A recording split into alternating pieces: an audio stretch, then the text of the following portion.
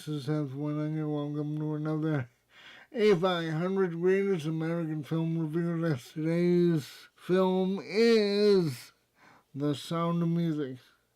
Sound of Music came out in 1964 and it occupies the 55th position on the 1998 list and the 40th position on the 2007 list. Stars Christopher Plummer and Julie Andrews. This movie was dismissed as a lightweight movie when it came out. It was panned as being light, and they had a problem with it because of probably all the singing and all the things with the children. But over time, it's grown into a much more serious, well-respected film because of three reasons. First reason was that behind their scenery and charm, the Alps and the singing and the cuteness was a real moral decision, and that decision was a choice between right and wrong. On one hand, Maria, she quit being a nun to teach the children, so she had an internal struggle between godly love and earthly love, and ultimately she chose earthly love, but it didn't come without some struggle with where her life was going. Captain Von Trapp, who is a real character. I'm pretty sure Maria is too, but definitely Captain Von Trapp is a real character. He was struggling with becoming a sympathizer with the Nazi Party like everyone else, or fleeing his native Austria. Just think about that.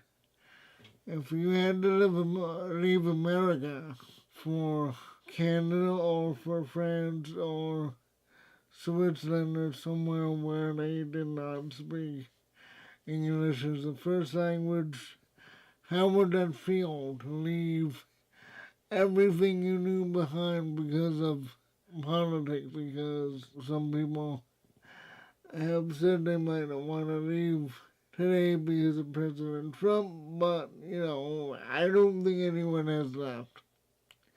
So it's a really hard decision to make.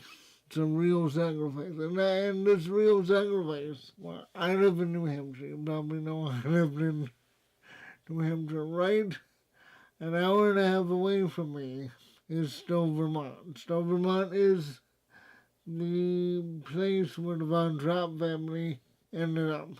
They operated ski lodge, and when I go into the store, I see Von Trapp beer, and they used to have a restaurant. I'm not sure if they do anymore. I've never been there. I've just heard stories, and I've heard, stories about seeing the Von Trapp family or members of the family down in Stowe, Vermont, and other places. So this is really true.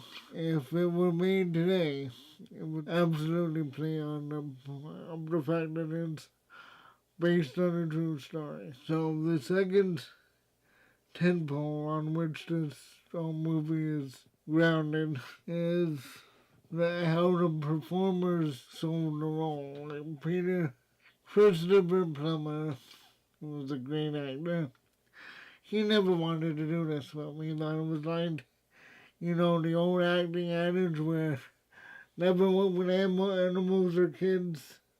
Well, he was working with kids, so he's thinking my career is going to be over. So I don't want to star in The Sound of Mucus. It's going to kill my career. But he managed to take a one-dimensional character because his Captain Von Trapp was just by the book. A military man, children are to be seen and not heard type of person, especially since this was the 1930s and people acted this way. But he turned the dilemma into from either siding with the Nazis or not siding with the Nazis into a real gripping decision like it would have been for the real Von Trapps.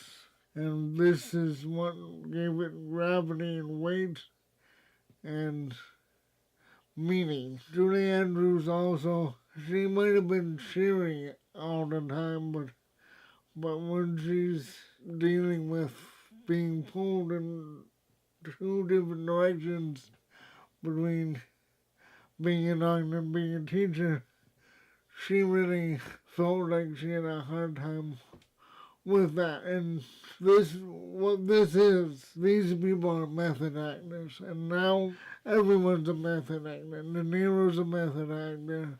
Let's see, everyone you know.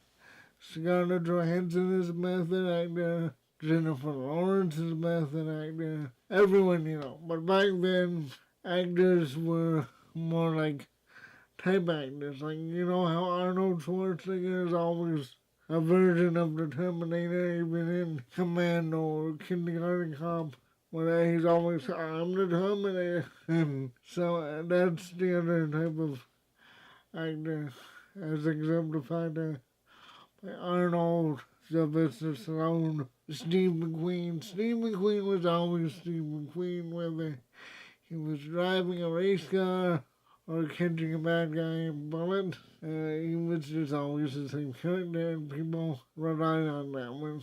So John Wayne. So there you have it. But these people actively thought about what the characters were feeling and became them through their emotions and their feelings and trials and successes. And that's what made this film go from something that was pretty much dismissed when it came out to being The Sound of Music. I remember, well, my dad did all the sets for his high school. He was a teacher.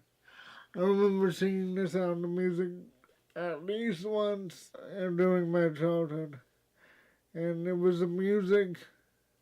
Number 3 is the music. The music just, you could sing, what are we going to do about Maria? You could sing my favorite things. Even John Coltrane, the jazz musician, covered my favorite things. Everyone knows these songs.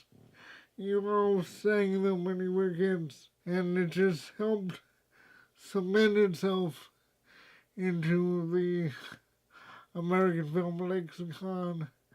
And it's still relevant today, where we have Nazi sympathizers marching in the street like they did in front of the White House in 1923 or something.